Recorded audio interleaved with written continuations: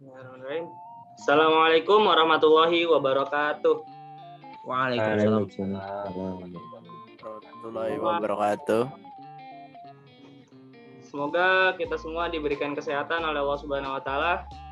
Pada kesempatan kali ini kami ingin membahas tentang pertumbuhan ekonomi, baik dari pengertian teori ataupun cara mengukur pertumbuhan ekonomi.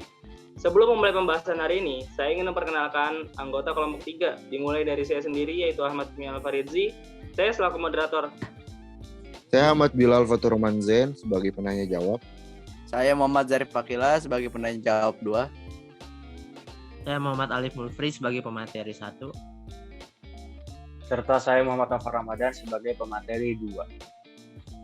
Baiklah, untuk memulai pembahasan, kita langsung masuk saja ke materi hari ini. Materi hari ini akan disampaikan oleh Noval dan Alif. Dan kepada teman-teman semua, saya himbau untuk tetap fokus kepada materi yang akan disampaikan. Kepada Alif dan Noval, dipersilakan. Ya, Assalamualaikum warahmatullahi wabarakatuh. Sebelum masuk ke materi, saya ingin menampilkan beberapa isi-isi dari materi yang akan kita bahas pada hari ini. Kita masuk ke materi pertama, ada definisi pertumbuhan ekonomi. Nah, sebelum membahas lebih dalam ke definisi pertumbuhan ekonomi, kita bahas dulu nih, apa sih pertumbuhan ekonomi itu? Apa sih pertumbuhan itu? Menurut KBBI, pertumbuhan adalah hal atau keadaan tumbuh, perkembangan atau kemajuan, dan sebagainya. Dan ada lagi nih, satu lagi pertumbuhan ekonomi. Menurut KBBI, pertumbuhan ekonomi adalah kenaikan produk nasional bruto dalam suatu negara. Nah, kali ini kita masuk ke definisi pertumbuhan ekonomi. Pertumbuhan ekonomi itu adalah peningkatan kegiatan ekonomi masyarakat yang menyebabkan kenaikan produksi barang dan jasa atau peningkatan pendapatan nasional.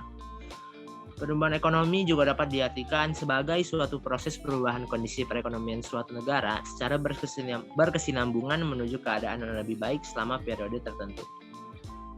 Pertumbuhan ekonomi juga salah satu tolak ukur yang digunakan untuk mengukur keberhasilan pembangunan ekonomi suatu negara. Nah, kita udah masuk ke materi kedua nih, yaitu teori pertumbuhan ekonomi.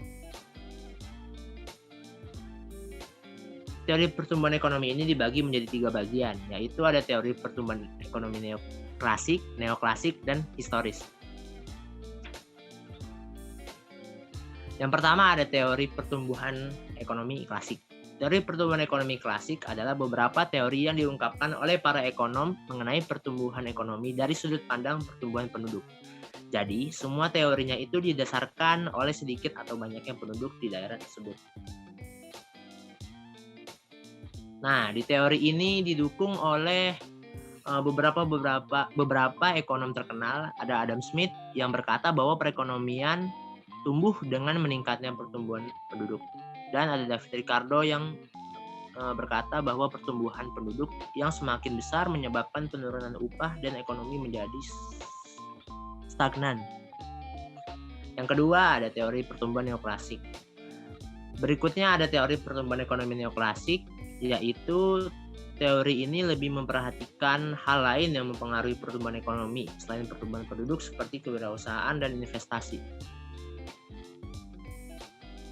Teori ini didukung oleh beberapa ekonom terkenal juga nih, seperti Harold Domar yang berkata bahwa perlu ada investasi untuk mencapai pertumbuhan ekonomi yang teguh atau steady growth.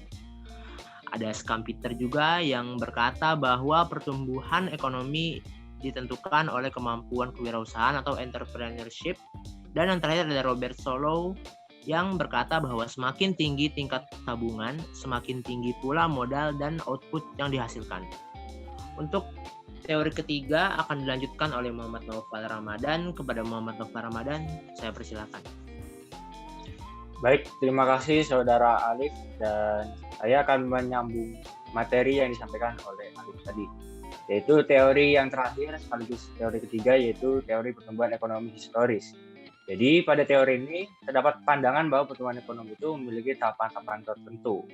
Jadi untuk mencapai pertumbuhan yang maksimal harus melewati tahapannya secara runtut dari awal hingga akhir. Nah, ada setidaknya 3 pencetus dari teori ekonomi ini, yaitu ada Friedrich List yang mengatakan bahwa pertumbuhan ekonomi dapat dikelompokkan menurut kebiasaan masyarakat dalam menjaga kelangsungan hidupnya melalui tata cara produksi. Kemudian ada dari Werner Sombart yang mengatakan bahwa pertumbuhan ekonomi terjadi karena masyarakat memiliki susunan organisasi dan ideologi masyarakat. Kemudian yang terakhir dari Walt Whitman Rostow yang mengatakan bahwa pertumbuhan ekonomi dapat digolongkan menjadi 4 tahapan, yaitu tradisional, transisi, lepas landas, dan menuju kematangan. Nah, tunggu dulu teman-teman. Sebelum melanjutkan ke pembahasan berikutnya, ada sebuah info menarik yang harus kalian ketahui. Nah, sebenarnya kira-kira pertumbuhan ekonomi di Indonesia gimana sih? Melihat di tahun 2021 ini, pastinya Indonesia menjadi salah satu dari banyak negara yang terkena dari dampak pandemi COVID-19. Nah, terdapat kemungkinan 2 jawaban atau 2 pendapat. Ada yang mengatakan bahwa ya Indonesia mengalami pertumbuhan ekonomi, ada juga yang berkata bahwa tidak mengalami pertumbuhan ekonomi. Jadi sebenarnya apa jawabannya bisa kita lihat di slide berikutnya. Nah, menurut Badan Pusat Statistik atau BPS melaporkan bahwa pertumbuhan ekonomi di Indonesia khususnya pada kuartal kedua tahun 2021 melejit hingga 7,07% secara tahunan. Nah, dengan demikian Indonesia berhasil kembali ke zona positif walaupun sempat terdampak pandemi COVID-19. Capaian ini juga merupakan pertumbuhan tertinggi sejak 17 tahun yang lalu. Dan jika dibandingkan negara lain, pertumbuhan ekonomi Indonesia lebih tinggi, yaitu jika kita lihat dengan India hanya tumbuh sekitar 1,6% di kuartal yang sama, sementara Korea Selatan hanya tumbuh 5,69%, dan Jepang malah mengalami penurunan sekitar 1,6%. Di sini juga saya paparkan grafik dari pertumbuhan ekonomi Indonesia pada triwulan kedua. Nah, sebelumnya pada triwulan keempat mulai mengalami penurunan pertumbuhan ekonomi dan akhirnya mencapai dasarnya pada triwulan kedua, di mana di situ pada negatif 5,32%.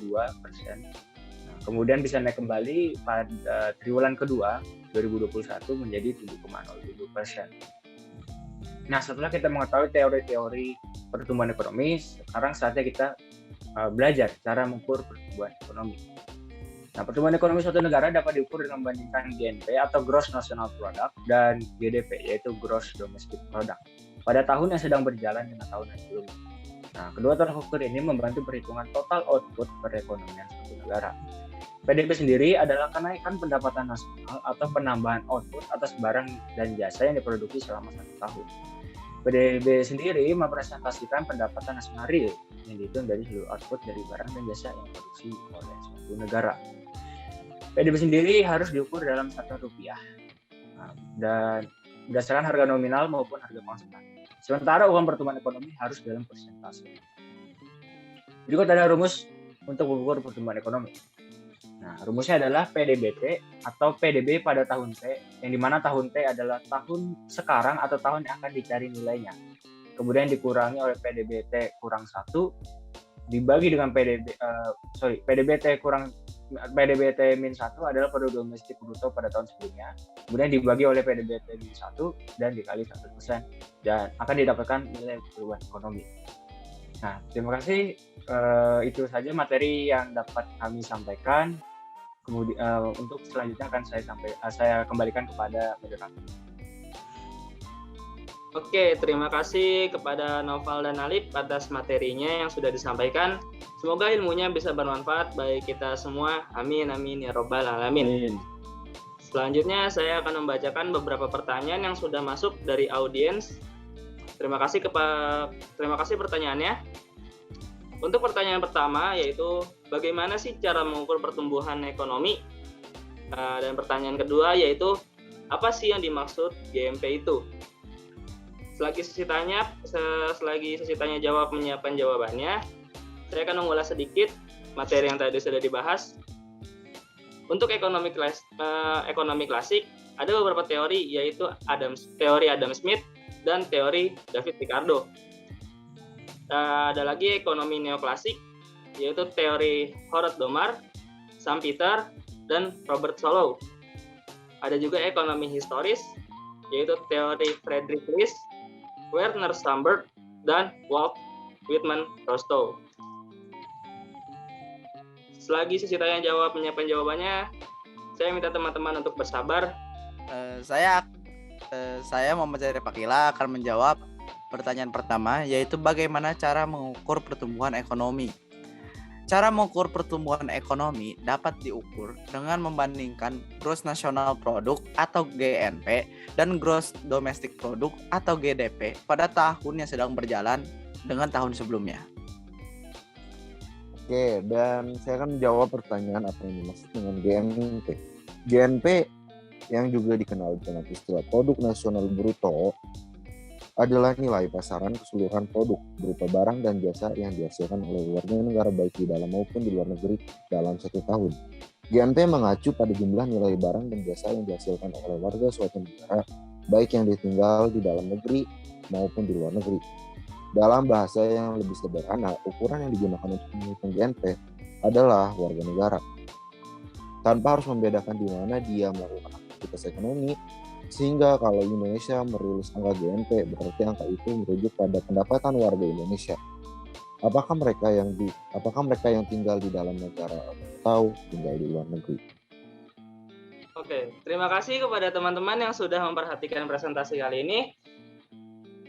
Kami selaku kelompok 3 mengucapkan terima kasih. Apabila ada salah-salah kata, mohon dimaafkan. Terima kasih. Wassalamualaikum warahmatullahi wabarakatuh. Wabarakatuh. Waalaikumsalam warahmatullahi wabarakatuh.